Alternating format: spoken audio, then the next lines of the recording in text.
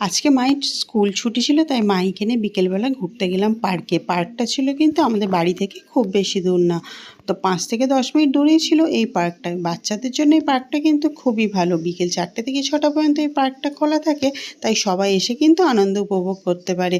যেহেতু আজকে ছুটির দিন, তাই পার্কে কিন্তু আজকে অনেকজনই এসেছিল। মাইকেও নিয়ে আমি চলে আসলাম। আর এখানে কিন্তু পার্কের ভিতরে ঢোকা বা পার্কের যে কিছু চড়া সবই কিন্তু ফ্রিতে, কোনো রকম টাকা লাগে না।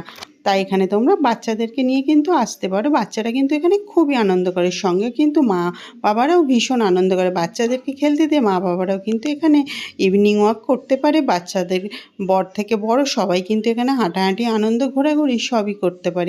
এই পার্কটা কিন্তু উলুবেড়িয়ার মধ্যে অবস্থিত। আর এটা যেহেতু রাস্তার ধারে, তাই কোনো রকম হাঁটাহাঁটি করতে লাগে না। গাড়ি থেকে বা টোটো থেকে নামলেই কিন্তু এই পার্কটা দেখা যায়।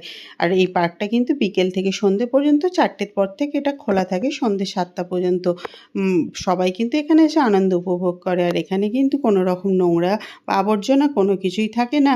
আর এখানে কিন্তু কোনো রকম নেশা করেও ঢুকতে দেওয়া হয় না। যেহেতু এটা বাচ্চাদের জায়গা, তাই কিন্তু এটা খুব সেফটি মেনটেন করে, বা এটা কিন্তু খুবই ক্লিন থাকে।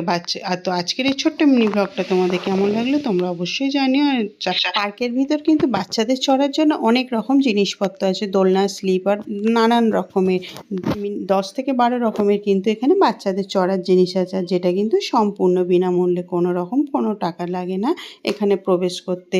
আর বাচ্চারা কিন্তু এখানে খুবই আনন্দ উপভোগ করে। প্রতিটা জিনিস কিন্তু খুবই পরিষ্কার। মাহি সব কিছু চড়ে নিয়ে ও কিন্তু ওর বন্ধুদের সঙ্গে আবার লুকোচুরি খেলতে ব্যস্ত হয়ে গেছিলো। ও কিন্তু বারবার চড় যাচ্ছিল, আর তারা লুকিয়ে পড়ছিল, আর ও কিন্তু কিছুতেই খুঁজে পাচ্ছিল না। আর এটা কিন্তু দেখতে বেশ ভালো লাগছিল। আজকের এই ছোট্ট মিনি ব্লগটা কেমন লাগলো অবশ্যই জানিও। টাটা।